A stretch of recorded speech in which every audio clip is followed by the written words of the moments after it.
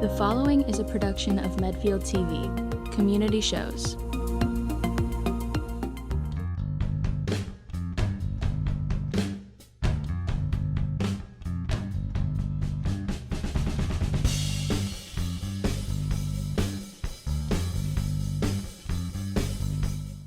Hello, ladies and gentlemen. Welcome to a discussion with, I'm sitting down with another one of my personal guests. I have the graphic designer for USA Wrestling with us, and that's Geoffrey Riccio. Jeff, thank you so much for joining. Yeah, thanks. This is great. This is really cool. I like to be in front of the camera for a change. Yeah, absolutely. You're on a different perspective here. Yeah, it's a little different. The lights are real bright, which is I wasn't expecting that, but that's cool. Yeah, absolutely. So your trajectory to being the graphic designer of USA Wrestling was a quick one. It was very, very fast. What was that trajectory like? How did you get into that position from college on? So I always did graphic stuff. Like mostly it was taking video that I had done and just taking stills from it and just doing something cool with it. And I was like 2 or 3 years out of college when I was like, I always loved doing stuff. I always was really good at Photoshop. So I was like, I'm gonna learn how to take pictures so I can do my own thing with them.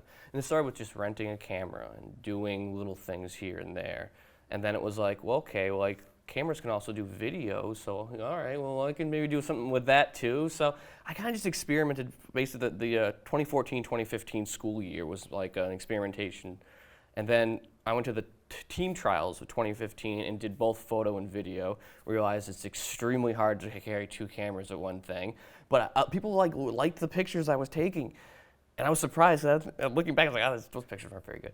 But I think it was just the way I posted them, the way I edited them, and did some cool things to them. People liked, which was neat, and I just did them because I liked. That's how I like stuff to look. And then the Worlds were in the U.S. They're in Las Vegas that following September. And I got credentialed to go and do photos and a little bit of video on like, behind the scenes stuff.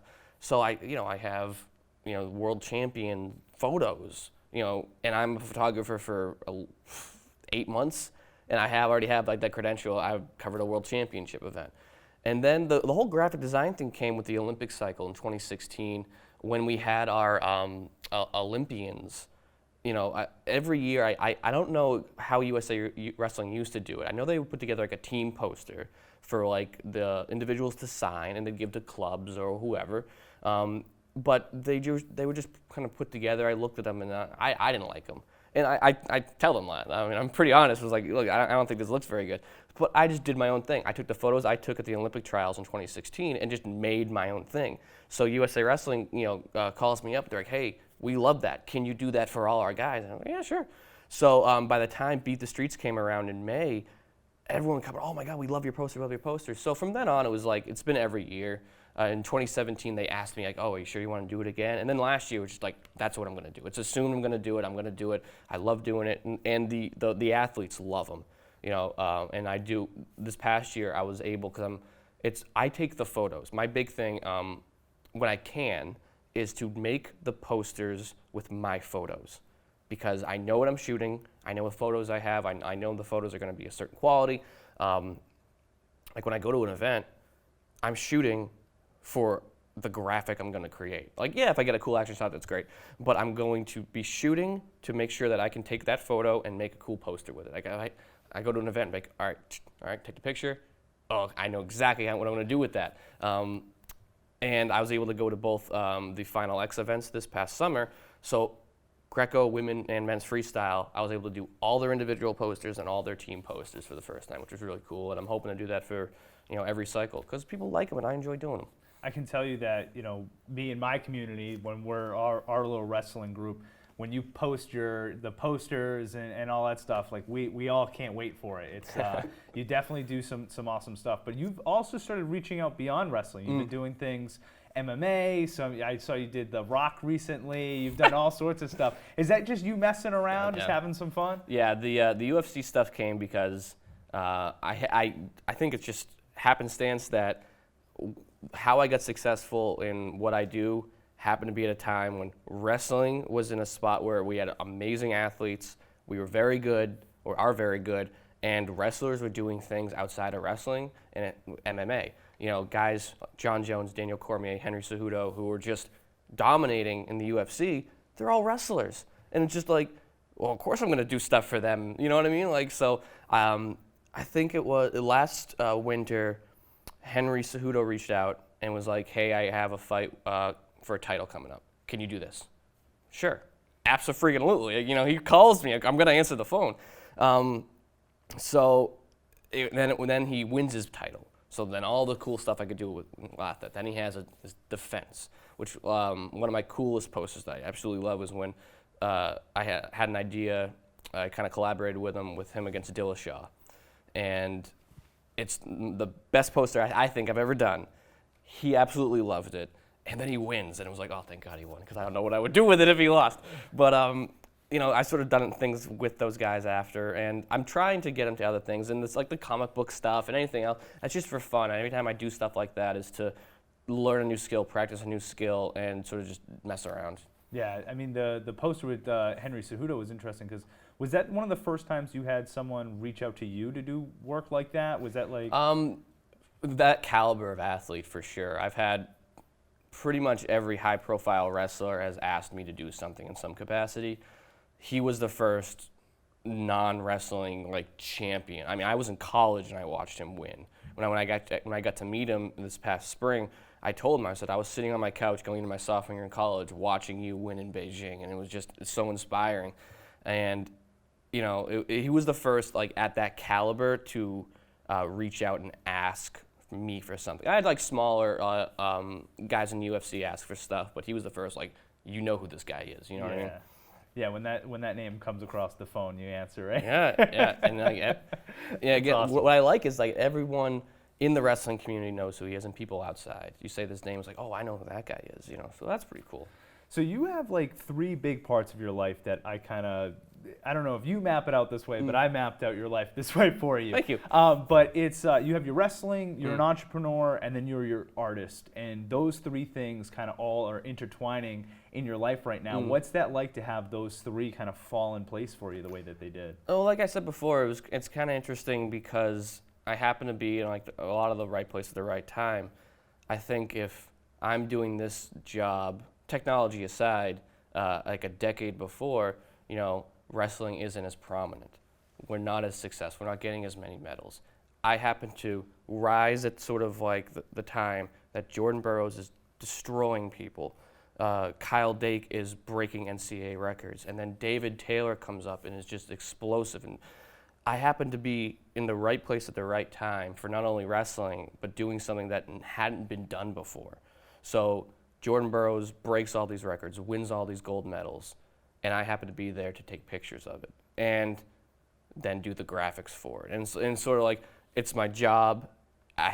Wrestling is my passion, which is, you know, since I was a kid.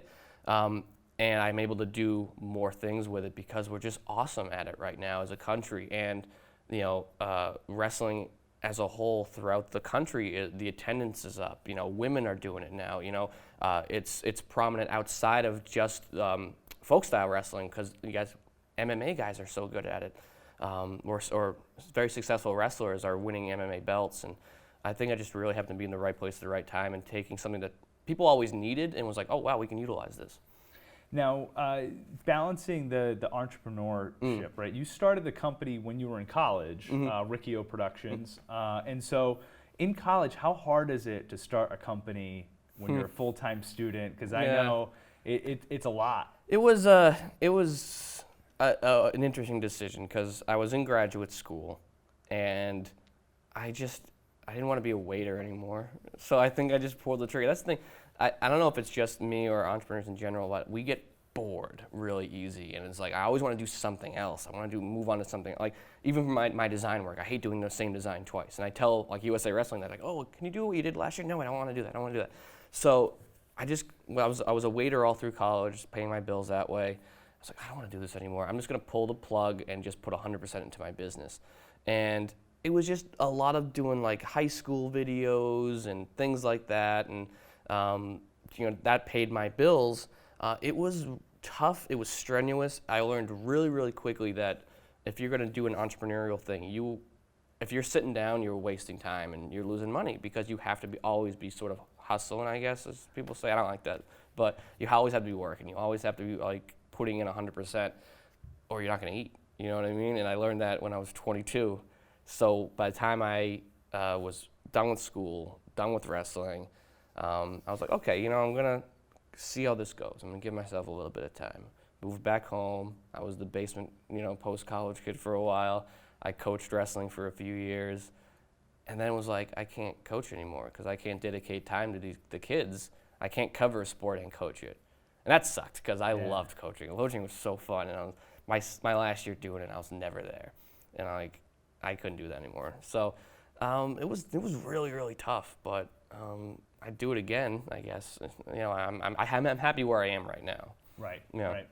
I always say that to people too. Is you know, people are like, "Oh, would you change anything?" I was like, "Well, I'm happy where I'm at, so I wouldn't change anything that got me here." You know. So, Yeah. but so your high school wrestling career was pretty interesting. You went, you were a sectional champion, I think. I right? was. That's my claim to fame. Yeah, absolutely, sectional champ. It was. Where did you wrestle? It was Neshoba Regional. Neshoba Regional. Yeah, it was. Okay. They've been really good. As soon as I got out of high school, they were great. But yeah, it was. So I started wrestling when I was about 4.5, 5, and we were living in Pennsylvania at the time, and I wrestled there for about 3 years before I moved back to Massachusetts, where my family's from, and we were wrestling with the Chelmsford youth program. I did that for about 4 years before my brother entered high school, and once he entered high school, we went to the Neshoba Regional, the youth program, and it actually got taken over by the former WPI head coach, Steve Hall, who you know, obviously comes in, you know, with wanting to do stuff, because there was like nothing in the area I lived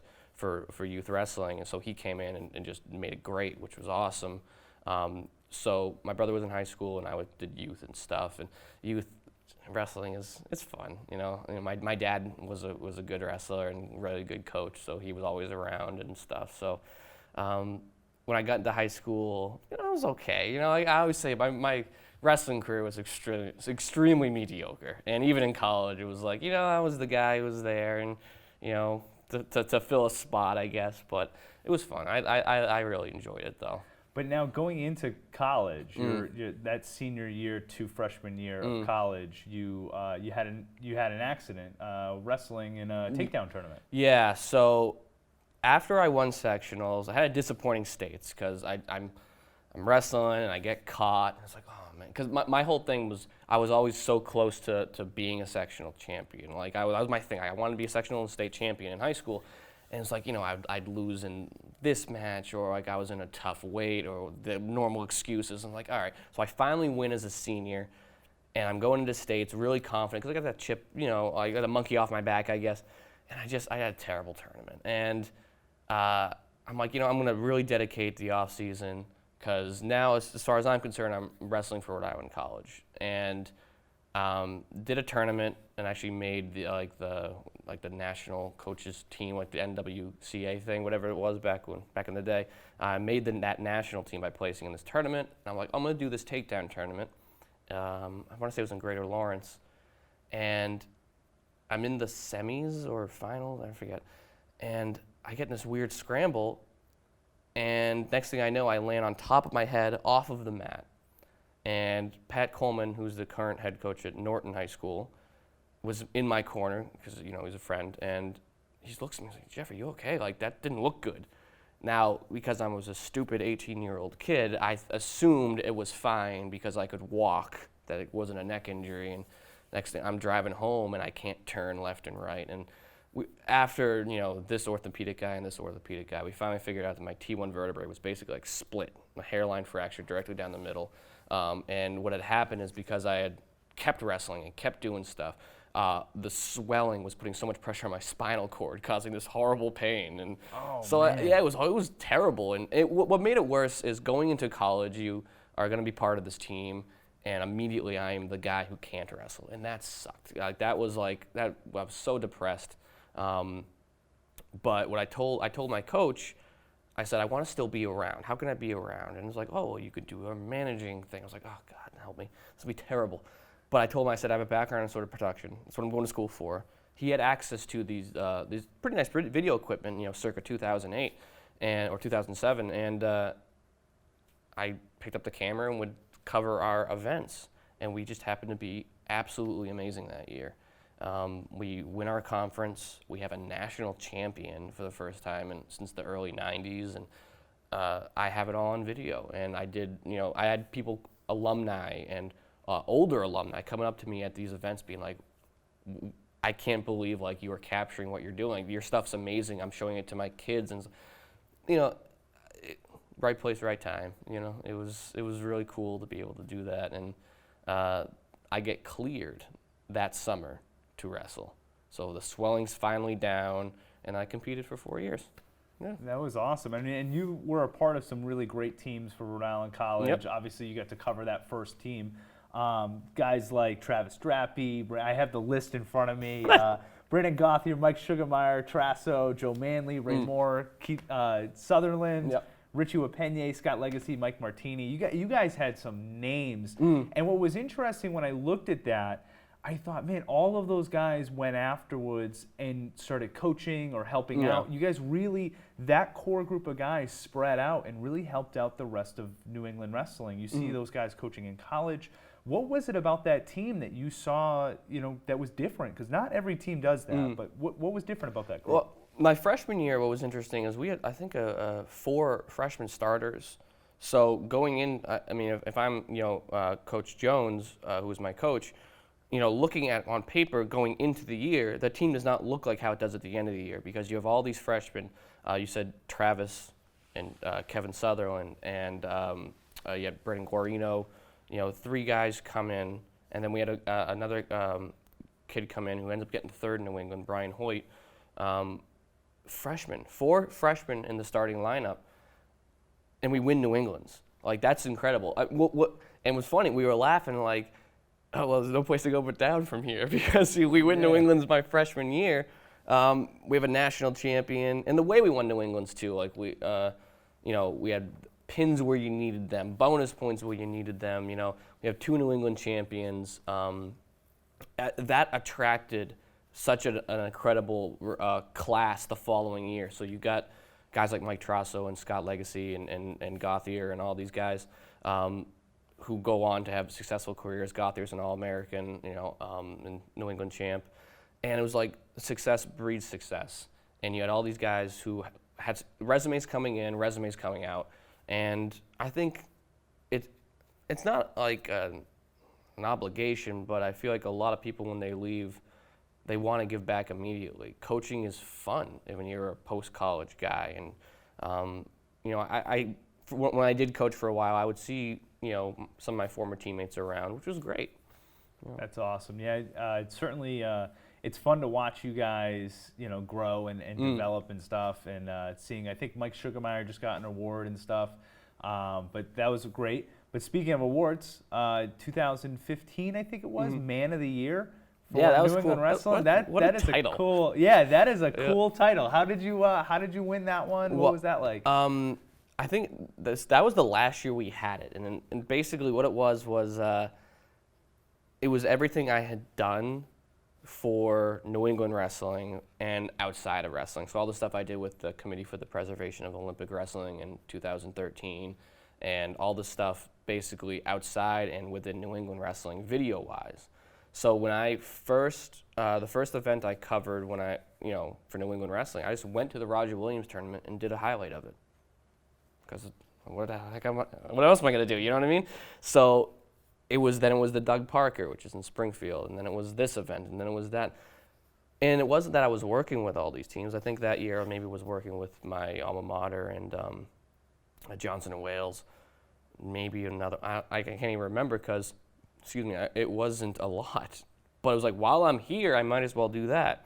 So all of a sudden, New England wrestling had all this stuff, like immediately. And with, for a few years, it was me going to all these different events. And I still do it occasionally. I don't do it as much now, but like I'll do a highlight of our national qualifier or the New England duels or whatever. And what bothers me is that if I don't do it, it doesn't get done. So I'm hoping that at some point someone comes in, like if I can't do an event, like someone will step in one time and do it. But, no one else was doing it. No one else does it, and people like it.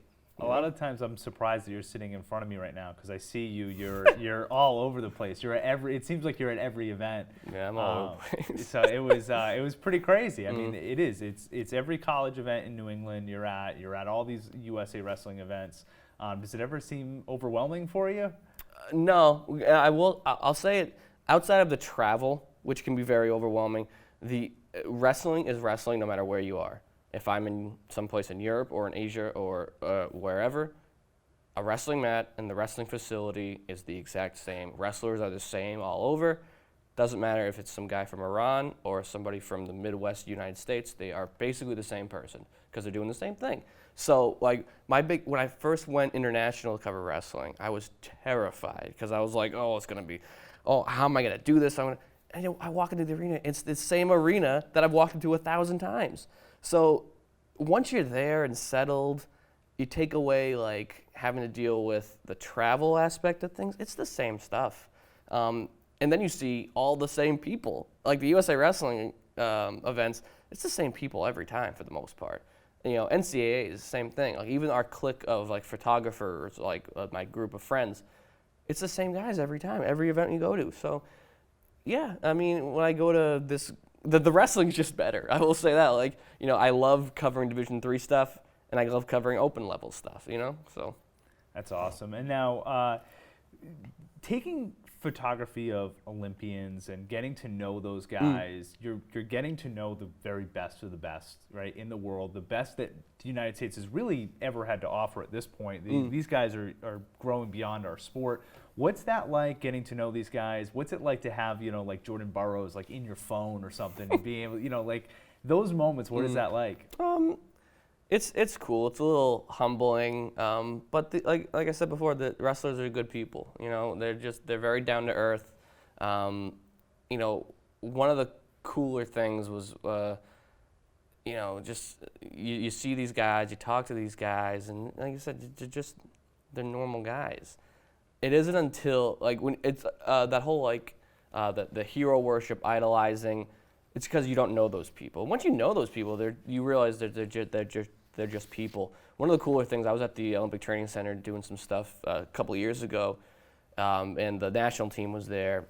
So they wanted me to take some photos. So I'm going around, and I'm taking pictures, and Jordan Burroughs stops what he's doing and goes, "Hey, Jeff, what's going on?" In the middle of his workout. So I was like, "Hey, what's going on, dude?" You know, and that's cool. But the thing is, because I help them, they want to sort of give back and really show their appreciation. And because wrestlers are good people, they always do that. You know, they'll text me and say how much they like my work. They'll message me. They'll repost my stuff. They'll come up to me in person. I have so many coaches, you know, of those guys who will come up to me and just thank me, and that's really, really cool. And it's like, I want to thank you. Like that's like. You know, I remember doing some work with Gene Mills a few years ago, and I remember watching his VHS tapes growing up. And Who didn't, right? Yeah, exactly. If you wanted to pin somebody, which I should have paid more attention, I would have pinned more people. But he, you know, he thanks me for doing a video for him, and it's like, dude, do you know who you are? Yeah, You know? yeah. So that's really cool. Getting to know them on a personal level is awesome. You know, because you have that, it's the different, the interactions are very different. It's not like, hey, Mr. Taylor. It's like, hey, David. You know what I mean? That's completely different because you're doing something for them. That's what different mindset is. It goes from oh my God, it's this person, to they want something from you. Like you're the one providing the things. And I think that's really different too. And again, going back to what I said before, it doesn't exist if I don't do it. And I think that has a lot to do with my success graphically. Like when I did these posters and all that stuff, no one did them. And when they had them, they're like, oh wow, this is cool. This is amazing. Now tons of people do them. Tons and tons of people will post graphics for, sticking with wrestling specific graphics and posters and all this stuff. But I did it first, so I have that sort of like, you know, following already, I guess. So. Do you find, they say that, you know, when people emulate you, that's the greatest compliment. Do you find do you start seeing posts and you're like, oh, that person's, you know, emulating me? And totally, I love it. I think it's great. You know, the first time I saw it, someone tagged me saying like, oh, you stole Riccio's design. And I was like, I didn't create stacking people a certain way. And even my friend Justin messaged me. He goes, just busting my chops. Like, oh, apparently you invented the way to design this. No, I just took some, like, and this is creating and graphic in general. I create things I like. I like doing this, so I made it. And you happen to like it, great. And if people want to see, like, that's what you have to do. And when I try to create stuff, I am copying what someone else has done before. And then while you're doing it, it becomes yours because you can't copy it exactly because it's not going to be the same. It's like I can look at a painting and try to draw it by hand, and I can't draw to save my life, and it's not going to look anything like that. But what I do create is going to be mine. It's going to be my creation. So seeing people being like emulating, whether it's a type of effect that I've used or tried to do, or just a look in general, is great because people have seemed to like that. Which means that what you're going to create, people are going to start to like. And then you're going to find your own sort of voice when you do it as well. That's awesome. Now, when you see like pro athletes, Olympians liking your stuff on Instagram, on Facebook, all that stuff, when they start liking it, I mean, I get a kick out of it. I look at your post and I'm like, oh man, like Henry Cejudo liked that or commented on it. Is that a cool moment for you to see that? How I got in touch with Henry is he started following me just randomly. So I messaged him, hey, like, I'm a big fan. If you ever need any graphic work, let me know. He got back to me like right away. Wow. So Kelvin Gastelum as well, the UFC fighter. Hope I'm saying his last name right. Yeah. But all those guys, same thing. They just started to like my stuff because I guess it was good. So that's awesome. Yeah, and it's awesome. I think it's really, really cool. So now one of the other things too is like you've taken some of the most iconic photos of some of these athletes as well. You know, the first one that came to my mind, one of the photos that you took that I was just like, that is the coolest, was Kyle Dake throwing. He has the Japanese wrestler and he's throwing him. And of course you did, as soon as I saw that, I was like, oh man, it would be so cool if he had like the full arch. And of course that was the very next day, like you had the full arch and stuff. That was an amazing photo. When you take something like that, is there a moment where you're just like, I just nailed that? Like every time I go to an event, I want to leave with a photo like that. When I was at Final X in Lincoln in June, when Jordan beat Aymar, and he like did like the pounding on his chest, looking up, I got it, and I looked at it on my camera, like that's it, it's worth the trip. That was that photo. But then Jordan went on to pin the guy from Azerbaijan, and I was like, well, that's that photo, because that's even better. So yeah, I try to go and try to get like a photo like that, and it just so happens I was at the right angle. So funny story about that particular photo, for whatever reason, United World Wrestling wasn't allowing photographers to shoot on the front of the mat. So if like the mat's square, right, the wrestlers are facing the tables, typically we're there. So if they turn and get their hand raised, we are like parallel with them. They had us on the side. I don't understand why. I was extremely frustrated the whole weekend. They had us on our knees or standing up. So they had us on the side, and that's how we threw them. So I just happened to get it because, I mean, if I'm at the angle I'm usually at, I have his back. It doesn't look nearly as good.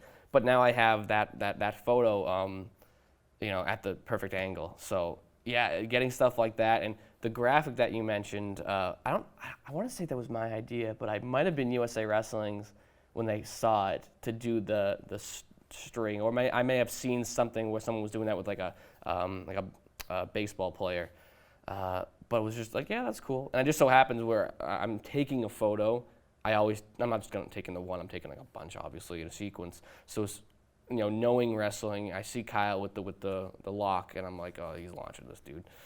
So I take like a million pictures, and I'm able to do that poster.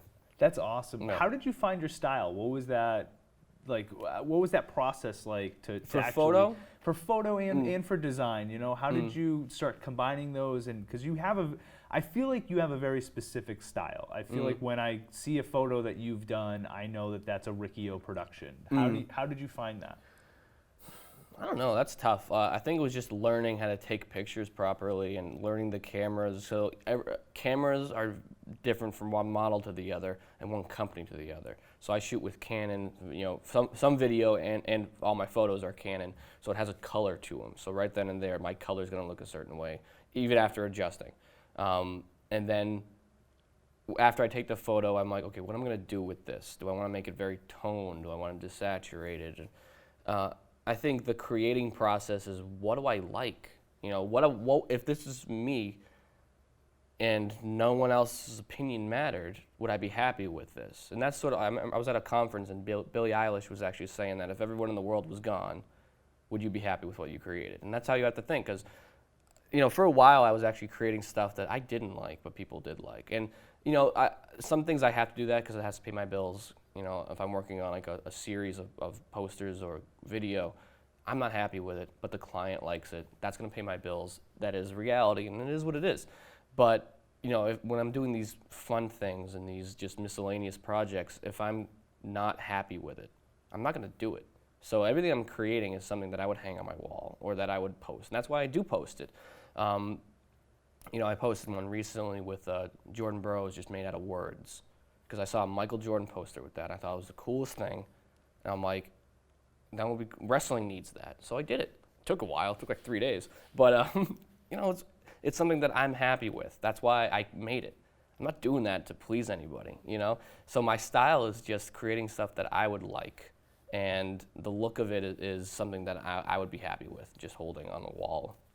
You've done some pretty awesome stuff too in the video world. One that comes to mind is the Adidas commercial that you put together, and that was using. It was funny because I'm watching it. I'm like, I know that gym, you know, Yep. it was Blackstone Wrestling. Yep. And, that was a pretty awesome project you worked on. I actually just saw that Adidas released like your clips again in a separate commercial. They had to rush that. I did that yesterday. Yeah, well, that's awesome. 2 days ago. But so you did that too. You Yeah. edited that. That's awesome. So Adidas got in touch with me. I want to say like 4 or 5 years ago with photos. So they had all these new athletes signed, so I was doing photos for them. And around the same time I was doing video. So I had just a whole like archive of video that happened to be their athletes when they had David Taylor, Jake Varner, Jordan Oliver, like those guys were sort of just, you know, coming up.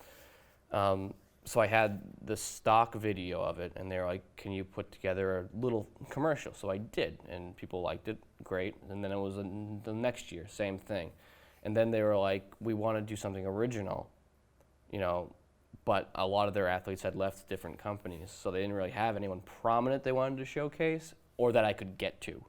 So I said, okay, what if I took some people I know and did a video with them? And I reached, because the thing about that is you can't take people who are college athletes. You can't take people who have any ties to other sponsors. That really narrows it down, especially with wrestlers who's like, okay, who do I know that's still in shape? Right. Because, you know, speaking for one side, I went to the gym and I am sore as heck today because you lose that real quick. It must have been why my phone wasn't ringing too. I get it. You know, I get it. Well, it's funny because I called Mike Sugarmeyer, my buddy, and he started naming people. And one of my best friends, who happens to be in the National Guard, so he's in shape, and that's Brendan Casey. And I was like, okay, like I'm gonna get in touch with him. Then I knew some other guy who was the coach at Lincoln Sudbury at the time, Nick Avery, who's always been in shape. So I was like, okay, like there's a few. And then I got a guy, Al Golner, who's just out of college, and he's like helping out, so he's gonna be in shape. So Adidas sent me all this stuff. I was like, all right, I gotta find like a gym, and it can't have any logos on the wall. So I reached out to a Rick alum, Colin Smith, who runs Blackstone Wrestling, and he's like, yeah, sure, just tell me when, because I got a pregnant wife at home, and I gotta make sure I can be there only at certain times. So we go in, and the heat's not working. So that first commercial, it is so cold in that room. It was freezing. The mats were hard as a rock. We brought my wife and I brought our heat lamp in, so we have a heat lamp running in the background while we did it. But they love it, and they use it for a bunch of stuff. I was getting texts from people watching Division III Nationals, because I guess it was playing as a commercial. So that was really cool. And last year, I did one as well, same location with a few different guys, Louis Felix and Brendan Ward, and one other guy, I can't remember his name. But yeah, it's cool doing stuff like that, and I'm planning to do another one in the end of January. All right, so what I did was I went through your Instagram, and I did get your permission to do this a little bit ago. I stole some pictures off your Instagram. Okay. I want to show you them and All then right. get your first initial response to what they are? And Are there pictures of my dog? Did I post any of that? I don't know, but here's the first one. So we'll show them up Okay. on the screen, All right. so Oh, we can dear. stare right at these. Yeah. So tell me about this picture right here. Okay, What's this guy? that is May 2013. My first trip to the Olympic Training Center. It was really bad weather. That place is actually really sunny almost all year round, and it happened to rain like the day I'm there. And they have a bunch of cool statues set up in front, and that's one of them. Just an empty podium with the rings, and my buddy Nick Garone, his New York accent goes, "Yo, Ricky, go stand up on that. I'm gonna get a picture of you." So he took my phone and he took it, and wore my Rhode Island wrestling jacket. Yep. So that was fun. A long time ago. That was me wrestling. That's my dad in the background, actually. Oh, really? Yeah, That's a my great dad. photo. That is my last wrestling match ever. I haven't competed since that match. My last wrestling match. It was at Bridgewater State, and I won. It was awesome. And my dad happened to be there because he didn't really go to a ton of away matches because Bridgewater is actually pretty far from where my dad lives. And he actually made it down and was there for my last one. Yep. That's awesome. Yep. Not a lot of people get to go out with the W in Yeah, wrestling. yeah, seriously, that was great. This one here I thought was awesome with Adeline Gray. Yep. Kind of in the early start of her, big. She has a meteoric rise now. She's a huge star in wrestling. I thought that this was awesome. Yeah, that was my first nationally televised commercial. It was for the National Wrestling Registry, Registry of Wrestling, NR4W, National Registry for Wrestling. Yeah, so it was played during the NCAAs. I think this was 2014, I think, the year before I started going. And it was on TV, we were watching the NCAAs, and my commercial started playing, and then we used Adeline in it. That's awesome. Yep. This is the Man of the Year award. Yeah, so when I got the award, I actually didn't have the plaques ready. So I went out and took a picture of Coach Jones, and they were just standing there, nothing to hold, because someone didn't talk to somebody, and so that came in the mail, and like a month or so later, and I was able to get a picture of it. This was That's my office now. We here at the studio. This is a beautiful setup right here. This is for the photographers and videographers of the world. Tell me about this setup. So it took forever to figure out what's going to work best and the setup that I need to be efficient. And I finally figured out I needed clean, nicely organized. For a while, I had 3 monitors, and I had a Z420 workstation. Just drawing way too much power, too much crap on my desk. So got rid of the monitors, bought a 49-inch monitor, one big one, got a Z8 workstation to handle the power, cleaned up a bunch of stuff, and rather than just putting regular things, I surrounded myself with my work. So you can see there's a poster that I made, there's a photo that I took, there's another poster I did, there are my cameras, and of course Walt Disney because he's my idol. Yeah. So this is one of my favorite posters you ever did. The 2018 World Team, obviously a special one. But this was such an iconic one for me. Definitely loved this one. Yeah, that's one of my favorites. I just love how it came out. Cool that I was able to go, which was really, really special. Kyle, David, Jaden, they all win their first medal, and I was there for it. Jordan has these great matches. We do well. I could only go for men's freestyle, but that particular, and Budapest is an amazing city, so I was able to go, and that's why I sort of worked it into it. Yeah, I love that poster. I was really happy with how it came out. This guy, yeah, he Horatio. is something special now.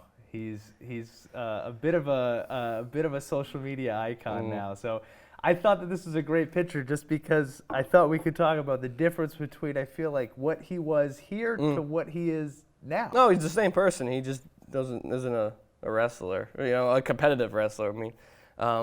Yeah, I think he pinned in the quarterfinals to get All-American, and I guess he pinned above his seed, I think. So he went nuts, and that's so far away from where I am. I had a very large lens that I was able to shoot it like 3 mats in, because all of a sudden I hear people go nuts, and I'm like, what the heck's going on? And I look over, and it's him pinning the guy. And I was able to get that picture, and he loves it. I think he uses it for a bunch of stuff, and now he does what he does. But again, anyone who knows him, that's him. You know what I mean? Like he was the same guy that he was when he pinned that guy. He just happens to not wear a Cornell singlet anymore. That's awesome. Yeah. That's awesome to hear that. He is. That I remember that moment watching it. You know, I remember that. Yeah, that was Helen. You know, Helen's an awesome icon in our sport. I think since her women's wrestling has blown up. Yeah. You know, and So I was there for her first World Championship in Vegas in 2015, and I couldn't go to Rio. The Olympics, the way they're credentialed is very different. But my good friend John Sachs reached out to me and said, I'm going to send you photos. Could you do posters for our medalists? We did not have a great Olympic year, but Helen and Kyle won, or Kyle Snyder won. And Helen, obviously being the first, U.S. female to win, was awesome. So I was able to get the medal, with the picture of the medal, and those are all John's photos that he sent me, from Rio right after it happened. And those are the ones that the USA Wrestling used for various stuff. Yeah, this is the one we talked about. Yeah. Tell me about you said you kind of got moved over into this spot. Yeah, so if you notice, this is where you're supposed to be. That's where the cameras are. So the head table, and we're supposed to be like on that side. And the overflow goes to the sides, and it wasn't, for some reason. And what's funny is the Olympic trials were there 2 years prior to that, and it was not an issue. So I don't know. It was. Yeah, but so if Kyle, when he throws him, if we're on the side we're supposed to be on, I don't get that photo. Now, what's amazing to me with photographers is you have a bunch of people around you, right? It's not just you standing there. Oh, yeah. So does everyone else get a picture similar to this one? And I don't know. Maybe. Yeah. I mean, I hope so. Otherwise, I don't know why they're there. But I don't know why people give so much attention to mine as much. But they're like, for anyone, like that Dylan photo you took. I'm sure there's 100 versions of that. I don't know, but he uses mine. This is, of course, the Henry Cejudo one. This one here, you also paired up with Henry signing it for you. Yeah, so which must have been really cool. I reached out to Henry's brother, and I was like, hey, like if I send a few things that I did, would Henry be okay signing them? Because he's a celebrity. I don't want to bother him. He said, dude, absolutely, send whatever. So I did, and I ended up, that's my favorite one. That's the one I'm most proud of. And I got a few others that one I gave away online, and one that I gave to my brother. Now, I'm not going to lie, I didn't know that this was the one that you were most proud of. I just thought it was the one that was the coolest one you've done. That is, I think, just because not only collaborating with him, but the idea. He said, I want to get something where it's his snake against my doves. Like his thing was the messengers, that religious overtone, so you have a lot of the doves. I was like, well, how do I make that look cool? And I was able to, and the colors worked, and it ended up coming out exactly how I wanted it to, and that's very rare. Yeah. This one here, so this was interesting because we talked a little bit before the interview, was you're close with a lot of these guys. Yeah. Jordan Burroughs obviously is one of the biggest icons in wrestling in the world. Sure. He's surpassed, USA Wrestling. He's a world icon. And it's like you catch a moment like this. This is a huge moment for Kyle. What's that like as a photographer? You're doing something. Yeah, it does. It gets a little uncomfortable. Like when I posted that, I knew maybe people wouldn't like it, but people who like Kyle will. So you get to that, like I don't want to ruffle anyone's feathers, but when I'm there, you're taking the photo. The photo happened. Like it's like reporting the facts. Like this is what happened, and it's an incredible photo. And Kyle loved it. We used it for a bunch of marketing things for him for a while. He threw one of the greatest wrestlers of all time, arguably the greatest wrestler of all time. But Jordan ended up winning those matches. So when I post the photo of him when he beats Kyle, it's the inverse of that. I'm going to get flack from the fans of Kyle. And, Jordan messaged me, saying, like, thank you so much for all these photos. Could you send those to me? So I went from posting the picture of him getting thrown to him asking for the photos I took. And I think those people understand it. Like, these are professionals. This is what they do for a living. So they understand that if I lose, there will be pictures of it. And that's just part of being, I'm sure LeBron James deals with that too. If he doesn't play well, there will be pictures and people are going to be talking about it. You can't be angry at the people doing it. They're just doing their jobs. I do get some, and I have, when I take pictures of like people who are losing or getting pinned. And sometimes it's sarcastic, sometimes it's genuine. I have people like, why are you doing that? You work for us. And it's like, you know, you can't win with some people, and that's okay. But, you know, that's a great photo, and I'm sure that someone somewhere is going to like the photo if you are like it. And that's the thing. Look, I've been pinned before. I'm sure there's hundreds of pictures of people pinning some, you know, skinny, pale guy from Massachusetts, and that's fine. It happened. Like, you know, being upset about it is not going to make it unhappen. Like, I still got pinned. You know, there was a picture. I remember Matt Bacalars. Remember from Franklin? Yep. He pinned me at one of our last duel mates. It was in the paper, like celebrating over me. It happened. Me being upset about it's not going to make it unhappen. So yeah, absolutely. So oh yeah, my wife. here's a big one. Yeah. Oh God, that story. That was the day we got there. So we planned this trip for a whole year, you know, and I knew it from the year before, and I planned things. So I had this whole grandiose thing, and I will say it worked perfectly. It didn't go quite as good as I thought because we had this thing where if you go to Walt Disney World, they'll take your bags to your room for you. But it takes a long time, so we get to our hotel and our bags aren't there. Now, I had sort of planned for this, so I had to change of clothes in my backpack. She didn't. So she's wearing what she wore on the plane, not caring because she doesn't know that I'm about to propose to her. So we get to Walt Disney World, we go to Main Street USA in Magic Kingdom, and that's where I did it. I knew exactly where I was going to do it. Funny, quick side note, there's a bench of Roy Disney and Minnie Mouse in front, like a statue. People line up to take pictures with it. And she's like, oh, why don't we go take a picture? You've seen an engagement ring box. They're like a tooth. It's so big. I have it in my back pocket, so I can't sit down.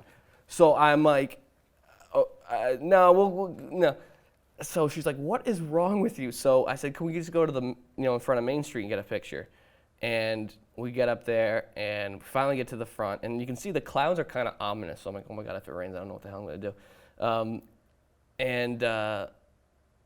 That's what I popped it. And I bought the package where you get all the photos because I knew, again, and the photographers are great, so they were able to capture that. And that's awesome. That's great. And then maybe the most important picture. Yeah, it's my wedding that you day. have out there. Yeah, it was hot as hell. It was great. That was a great day. We got married in Warwick, Rhode Island. She's from Rhode Island, my wife, and we were able to, have this amazing venue, an amazing day. We had great weather. That year, we went to Barbados for our honeymoon. 2 months or a month later, we went to Budapest for the World Champions. So she sort of got 2 honeymoons out of it. So that's awesome. Yep. Well, that's all I got for you, cool, Jeff. Man. Thank you so much for coming in and sitting down with us. So this is fantastic. I think, like I said, I'm a huge fan of your work. I think that a lot of people in the wrestling community are, and I just want to say thank you for doing what you're doing and keep up the great work. Yeah, my pleasure. This was neat. Yeah, absolutely. Thanks, you. Man. Thank you. That's it. And awesome. Thank you, everyone, so much for watching. And I hope you guys enjoyed a discussion with, and I hope you enjoy Medfield TV. Thank you.